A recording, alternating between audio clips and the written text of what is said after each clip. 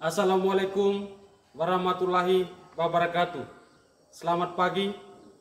Perkenalkan, saya mahasiswa UKPPG Universitas Muhammadiyah Malang, Prode 3 Tahap 2 tahun 2025. Nama Valentinus Jebarus, NIM 2025 1063 1323 149. Bidang studi Pendidikan Pancasila. Fase E, materi penerapan Pancasila dalam konteks berbangsa. Instansi SMA Negeri 8 Pocoranaka. Terima kasih, selamat menyaksikan.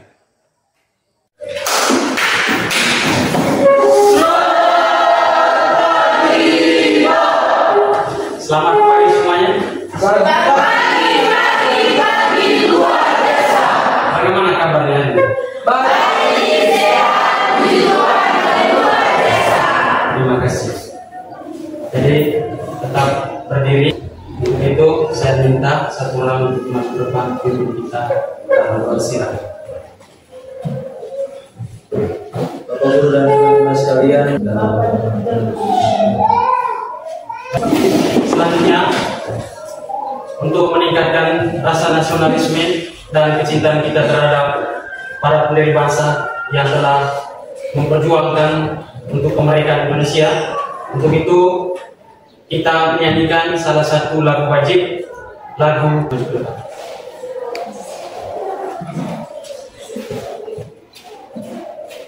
ya, semuanya berdiri.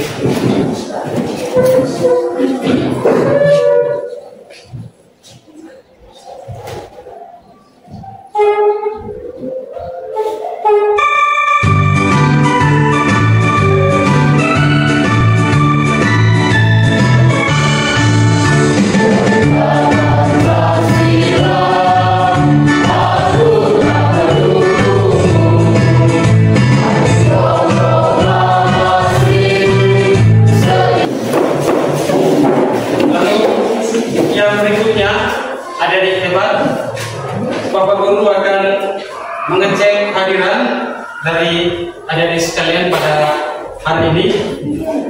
Untuk itu saya akan absensi mulai dari yang pertama, Argadius Ilo, Aurencia Lietali Amal, Efrosia Bina, dan semoga ini tetap dipertahankan karena ini adalah sikap positif yang harus ditanamkan dalam kepribadian kita masing-masing. Semua kedepannya akan terus rajin datang sekolah. Baik adik-adik sekalian, hari ini ya kita akan membahas materi Pancasila unit 2, yaitu penerapan Pancasila dalam konteks berbangsa. Ya.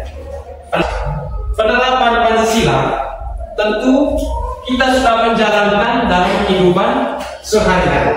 Bicara penerapan, paling tidak ada apa?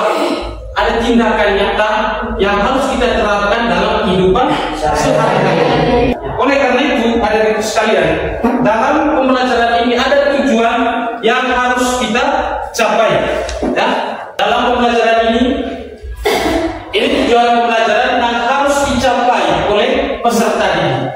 Bagaimana supaya adik-adik sekalian mampu mengkaji penerapan nilai-nilai Pancasila dalam kehidupan berbangsa saat ini, sehingga secara reflektif adik sekalian juga dapat melihat praktik nilai-nilai Pancasila, baik yang sesuai dengan nilai Pancasila maupun yang tidak sesuai dengan nilai-nilai Pancasila. Ada begitu banyak tindakan atau perilaku yang, misalnya saya ambil salah satu contoh. Ketika Anda di rumah, maka hal yang harus Anda lakukan adalah harus turuti apa yang menjadi perintah dari orang tua. Ketika Anda menjalankan ini, maka Anda sudah menerapkan nilai Pancasila. Ya. Ketika Anda menghargai dan menghormati orang tua, berarti Anda sudah menjalankan nilai-nilai Pancasila. Anda menghormati bapak ibu guru, berarti Anda sudah menjalankan nilai-nilai Pancasila.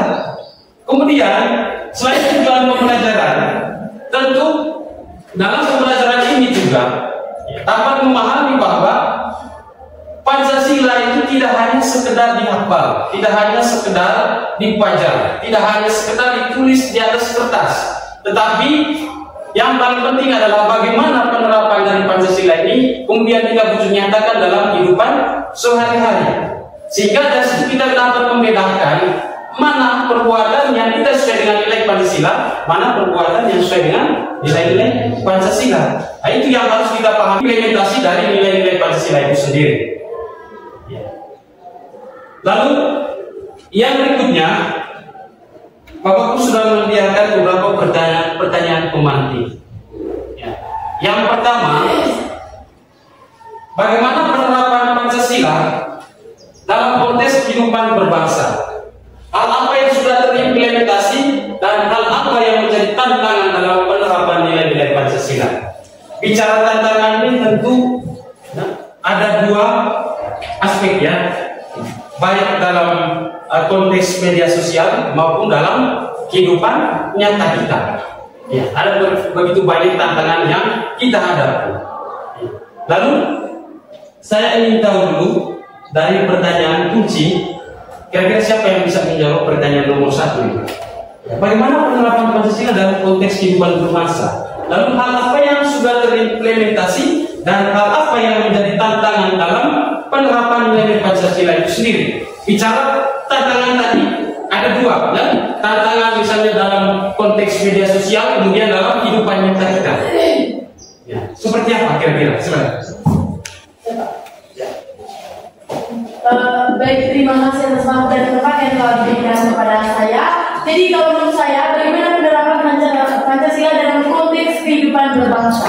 Jadi terkait dengan penerapan Pancasila itu dalam kehidupan sehari-hari saja itu sudah diterapkan, apalagi dalam kehidupan berbangsa. Nah, salah satu contoh penerapan Pancasila dalam konteks kehidupan berbangsa itu ketika adanya keadilan, yang dimana misalnya ketika masyarakat mendapatkan kekerasan, itu keterlibatan mulai dari pemerintah ataupun dari kepolisian, yang dimana di situ masyarakat yang misalnya dia mendapatkan kekerasan, di situ dia mendapatkan keadilan. Nah, itu salah satu contoh penerapan Pancasila dalam konteks berbangsa.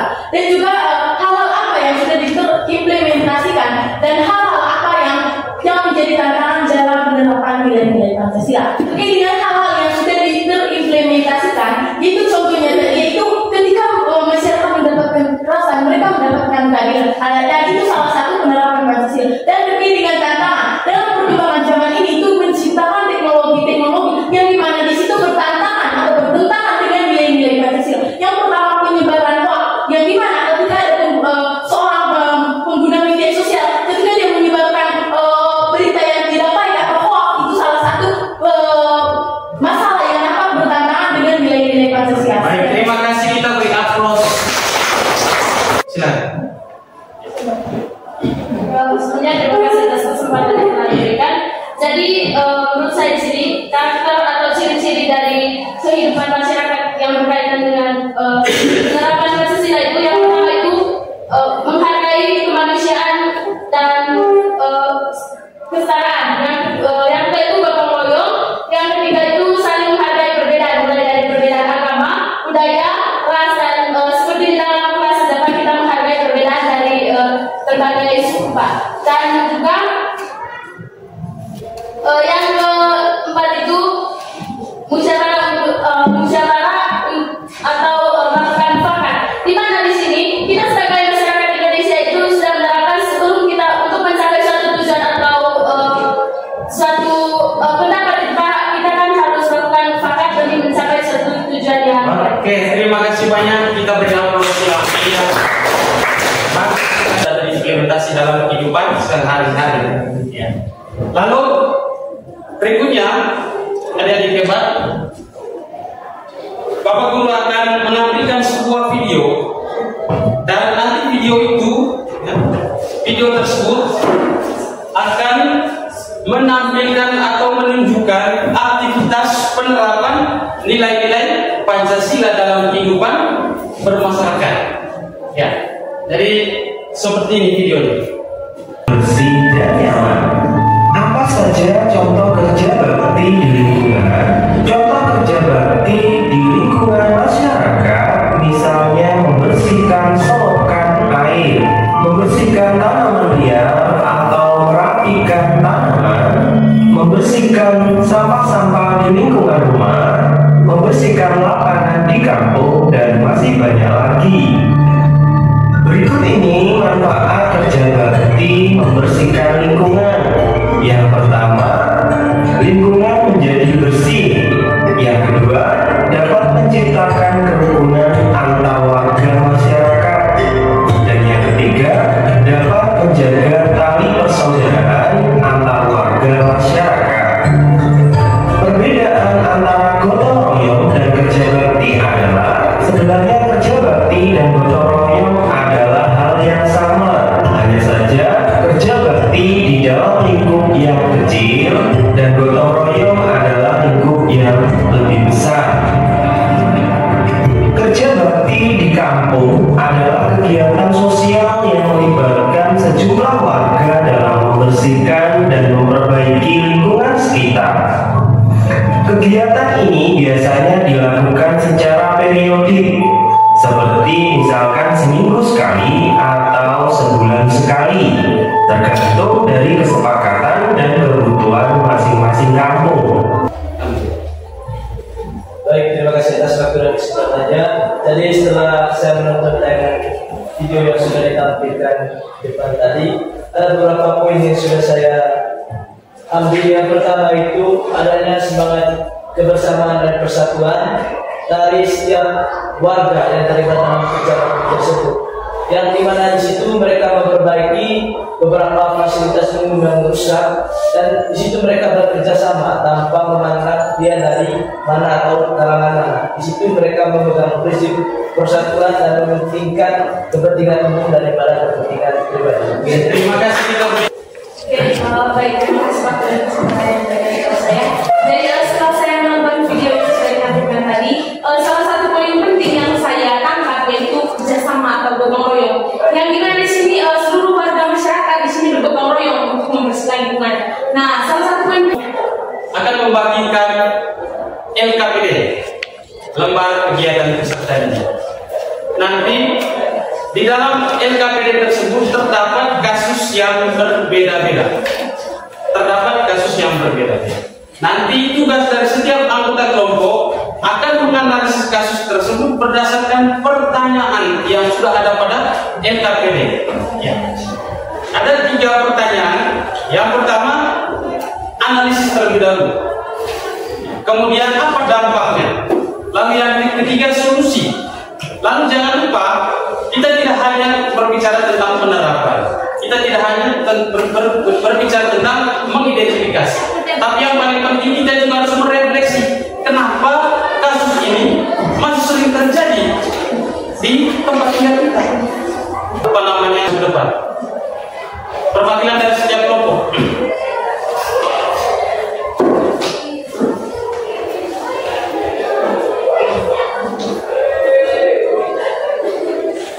Silakan kembali. Dapat kasus perundungan di sekolah, kan Pak? Yang mendapat kasus ketidakadilan bagi seorang disabilitas, angkat tangan. Ya, silakan.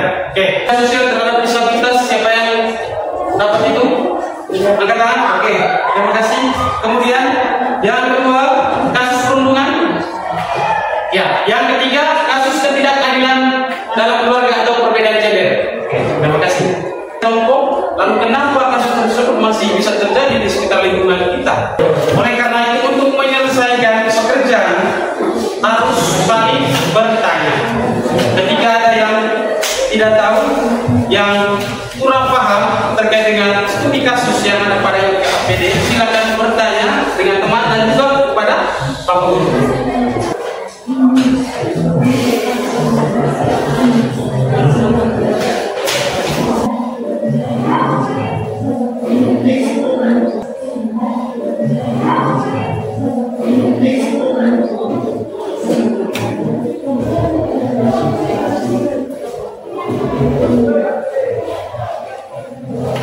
yang semangat tetap semangat, dan yang loyo akan membangkitkan kembali semangatnya. Sepakat? Oleh karena itu saya minta kesediaan dari salah satu teman kita untuk bikin ice breaking.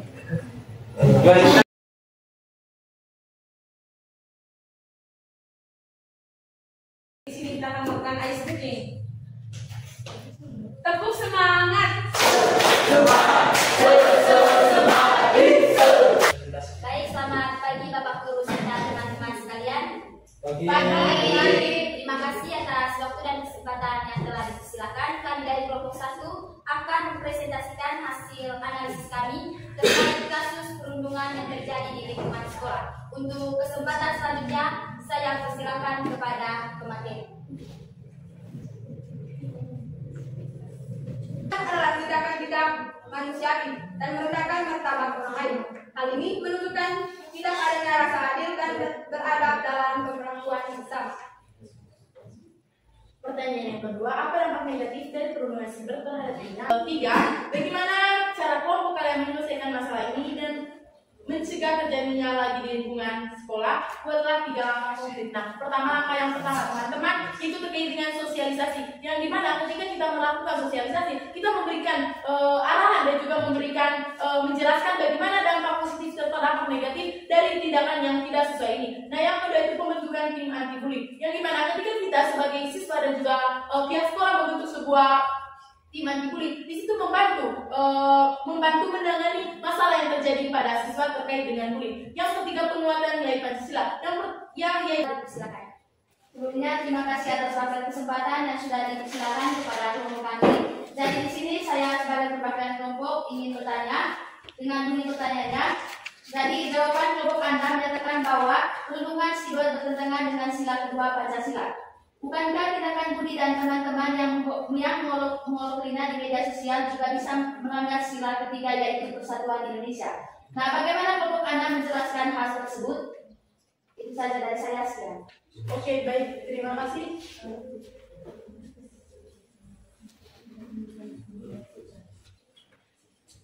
Persatuan antara siswa, yang dimana ketika Budi melakukan pelanggaran kepada siswa itu sangat melanggar nilai-nilai Pancasila, yaitu persatuan, dan dapat memecah belahkan tali persaudaraan antar siswa.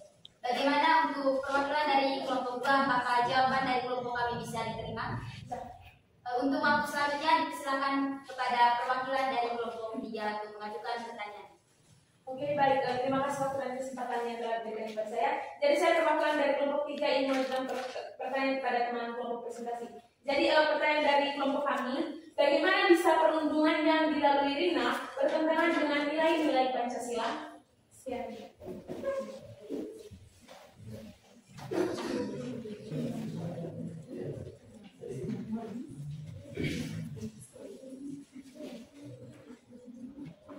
Baik, terima kasih atas pertanyaan yang sudah diajukan oleh kelompok 3. Jadi pertanyaan tadi, bagaimana tindakan yang dilakukan dan apa yang dialami oleh Rina itu wujud pelanggaran dari nilai-nilai Pancasila.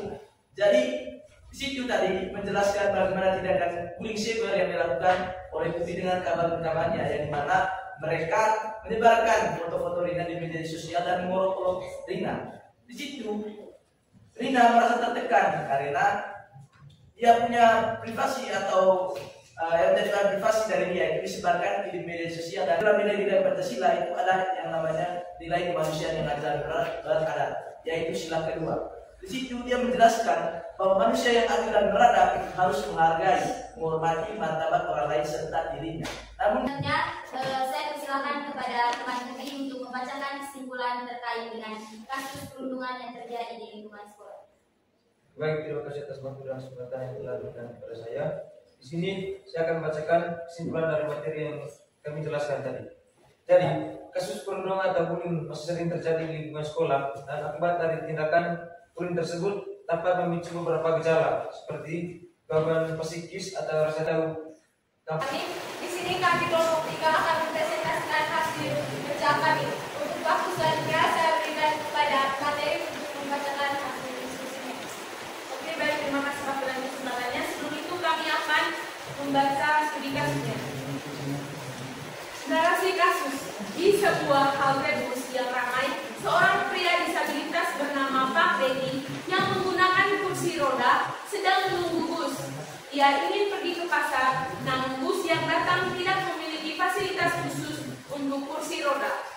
Penumpang lain termasuk seorang pemuda bernama Rio yang melihat kesulitan Pak Dedi hanya acuh tak acuh dan langsung naik ke bus.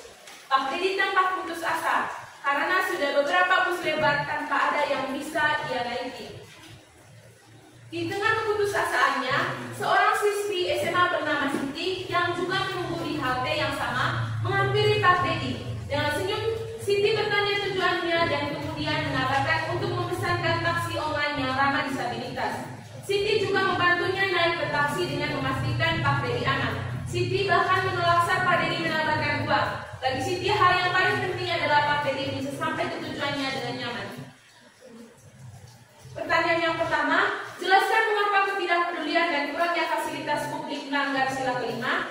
Jawabannya, karena infrastruktur yang tidak merata. Pemerintah masih belum sepenuhnya menyediakan fasilitas publik yang ramah disabilitas seperti trotoar yang rata atau transportasi umum yang dilengkapi ram. Pertanyaan yang kedua, sampaikan dampak negatif dari ketidakpedulian, yaitu hilangnya rasa kemanusiaan dan terhalangnya hak-hak kaum disabilitas. Jawabannya, kurangnya kesadaran. Masyarakat masih menganggap kaum disabilitas sebagai kelompok yang terpisah, bukan bagian dari masyarakat yang harus mendapatkan hak yang sama. Kelompok untuk mengajukan pertanyaan. Waktu dan kesempatan kami berikan.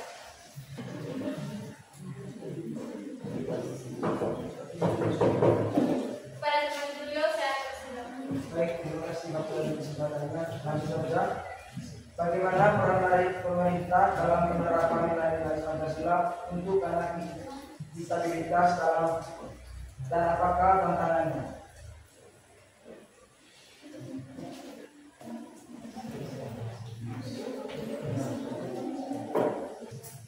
Baik, teman Julio, teman Yolan akan menjawab pertanyaan yang sudah diajukan. Kepada teman Yolan, saya persilakan. Sebelumnya terima kasih atas kesempatan yang telah diberikan oleh moderator. Jadi di sini untuk jawaban dari pertanyaan dari teman Julio itu tadi itu untuk peran dari pemerintah dalam menyediakan alat transportasi khususnya yang disabilitas itu yang pertama itu menyediakan transportasi yang ramah disabilitas serta lebih peduli kepada kaum yang disabilitas yang khususnya yang di 3T dan daerah 3T, dan juga di sini untuk tantangannya itu tantangan dari untuk dari pemerintah dalam menerapkannya itu terutama sulit dijangkau. Bagaimana teman Julio, apakah jawabannya bisa diterima?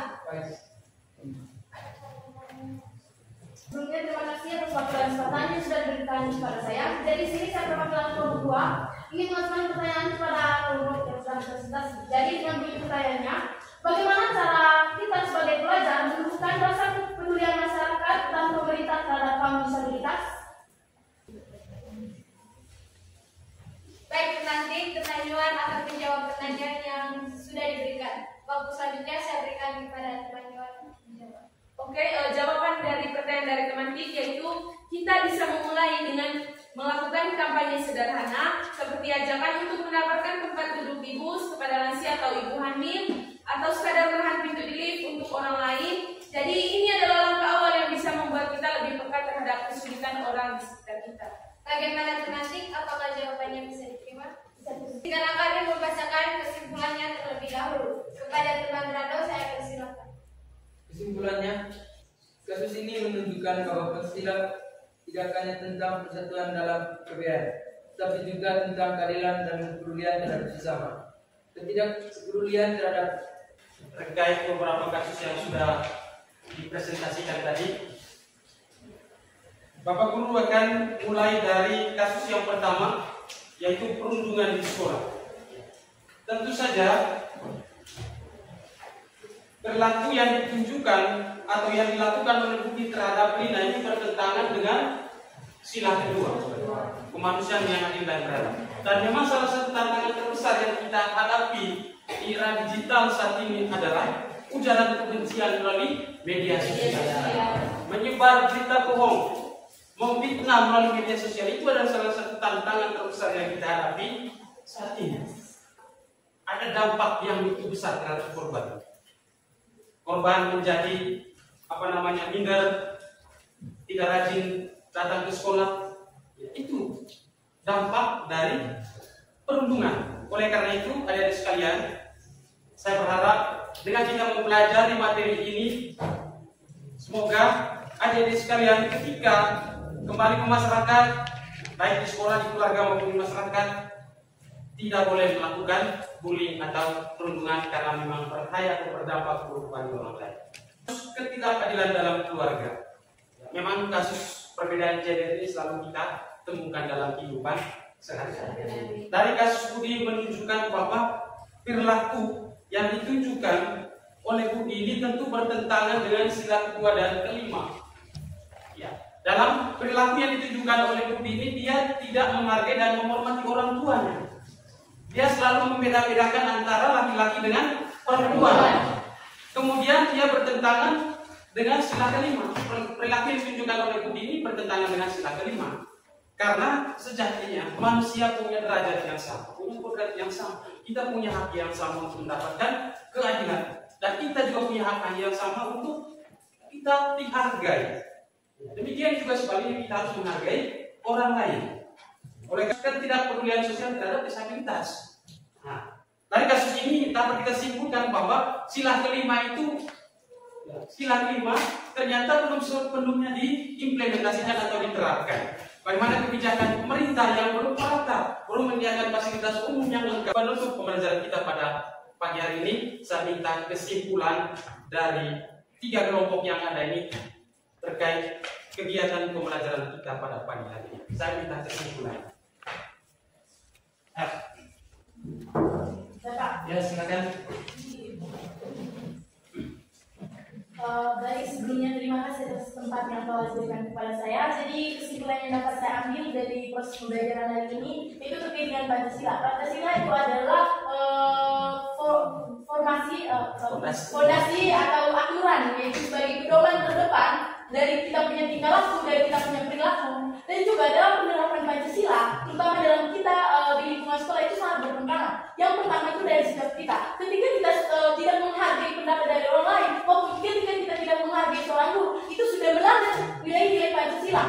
Dan ketika kita sudah melanggar nilai-nilai Pancasila, tentu yang paling pertama itu adalah kesadaran dalam diri. Ketika kita ada kesadaran dan empati dalam diri, di situ penerapan Pancasila itu jadi lebih bermakna dan juga jadikan sebagai pedoman terdepan dari kita punya yang paling pertama, yaitu yang pertama itu kesadaran dalam diri kita sebagai siswa, bagaimana penerapan Pancasila yang baik dan benar. Sekian dan terima kasih. Terima kasih. Jadi kesimpulan yang dapat kami ambil yaitu Pancasila adalah pandangan hidup yang dimana Pancasila ini menjadi pedoman atau landasan bagi masyarakat.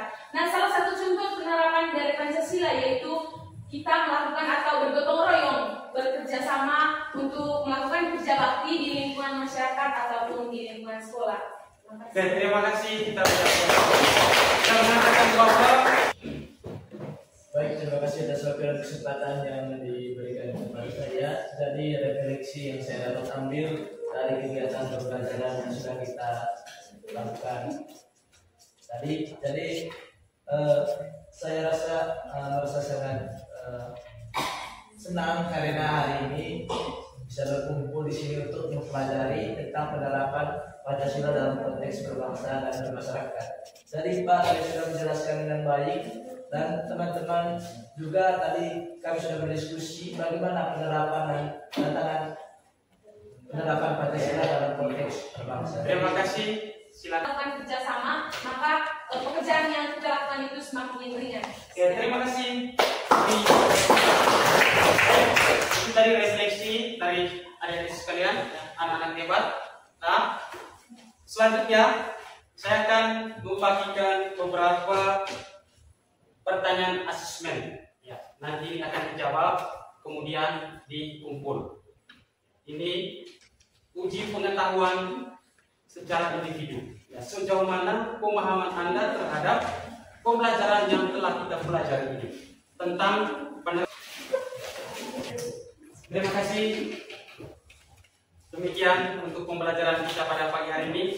Tapi sebelum kita doa penutup, saya memberikan apresiasi yang setinggi-tingginya kepada kita. Penegasan terakhir dan selanjutnya untuk menutupi kegiatan pembelajaran kita pada hari ini kita akhiri dengan doa. Yang bertugas saya minta terkurang.